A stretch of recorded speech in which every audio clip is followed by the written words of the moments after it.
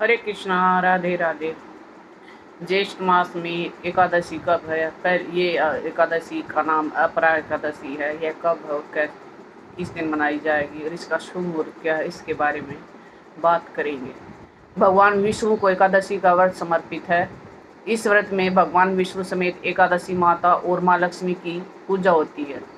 हर साल ज्येष्ठ मास में कृष्ण पक्ष में अपरा एकादशी का व्रत रखा जाता है। माना जाता है कि अपरा एकादशी का व्रत रखने पर व्यक्ति को अपार सफलता का वरदान मिलता है और जीवन में बाधाएं दूर होने लगती है। ऐसे में जानिए कि कब रखा जाएगा अपरा एकादशी का व्रत, किन चीज़ों का भोग लगाने से उन भक्तों पर मिलेगी श्री हरि की विशेष कृपा, इसके बारे में आज हम बात करते हैं। अपरा एकादशी किस दिन है, इस बारे में बताती हूँ। पंचांग के अनुसार अपरा एकादशी का व्रत इस साल 23 मई शुक्रवार को रखा जाएगा। एकादशी का व्रत का पारण द्वादशी तिथि पर किया जाता है। ऐसे में अगले दिन 24 मई को शनिवार को सुबह 6:01 से लेकर 8:39 तक एकादशी का व्रत रखा जाएगा। हिंदू पंचांग के अनुसार इस साल ज्येष्ठ माह में आने वाली एकादशी की तिथि 23 मई 2025 को प्रातःकाल 1:12 में आरंभ हो रही है और जो देर रात 10:29 पर होगा। ऐसे में उदय तिथि का हिसाब से अपरा एकादशी 23 मई को 2025 को शुक्रवार में ही रखा जाएगा। एकादशी व्रत का शुभ योग क्या है, इस बारे में बताएंगे। पंचांग के अनुसार अपरा एकादशी के दिन प्रीति योग 6:37 तक रहेगा, जिसके बाद आयुष्मान योग का निर्माण होगा।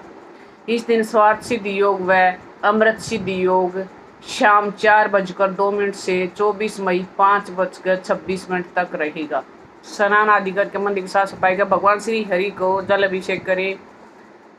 प्रभु को पंचामृत से गंगा जल का अभिषेक करें। जब पीले चंदा तथा पीले पुष्प अर्पित करें। मंदिर में घी तथा दीपक जलाकर प्रज्वलित करें। अपरा एकादशी का व्रत कथा का पाठ करें। ओम नमो भगवते वासुदेव मंत्र का जाप करें। पूरी श्रद्धा के से भगवान श्री हरि और श्री विष्णु भगवान और माँ लक्ष्मी की आरती करें। तुलसी के सहित भोग लगाए और अंत में क्षमा प्रार्थना करें। हिंदू धर्म में अपरा एकादशी का विशेष महत्व है। इस दिन भगवान विष्णु के साथ साथ माँ लक्ष्मी की भी पूजा की जाती है।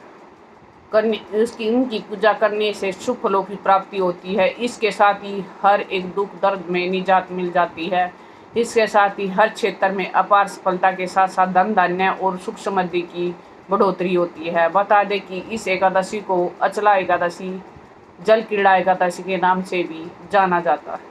ज्येष्ठ माह में एकादशी में भगवान विष्णु को आम से बना भोग लगाया जा सकता है। यह आम का मौसम है। आम पीले रंग का होता है और भगवान विष्णु को पीला रंग बहुत ही प्रिय है और माना जाता है कि आम भगवान विष्णु को अत्यंत प्रिय होता है। ऐसे में आम का हलवा बनाकर या भगवान विष्णु को भोग में चढ़ाया जा सकता है। आम का हलवा बेहद स्वादिष्ट होता है। इसे भोग के बाद प्रसाद के रूप में सभी को वितरित किया जा सकता है।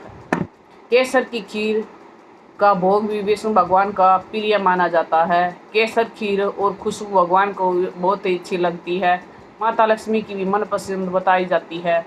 खीर में केसर डालने पर सुनहरा पीला रंग हो जाता है, जो भगवान विष्णु को प्रसन्न करने के लिए इस भोग को जरूर से जरूर लगाना चाहिए। मान्यता अनुसार तुलसी को एकादशी के भोग में जरूर से जरूर शामिल करना चाहिए।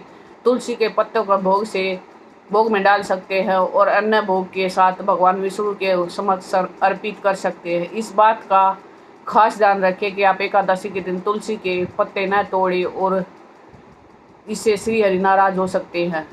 इसके बजाय एकादशी से एक दिन पहले ही तुलसी के पत्तों को तोड़कर रख लें।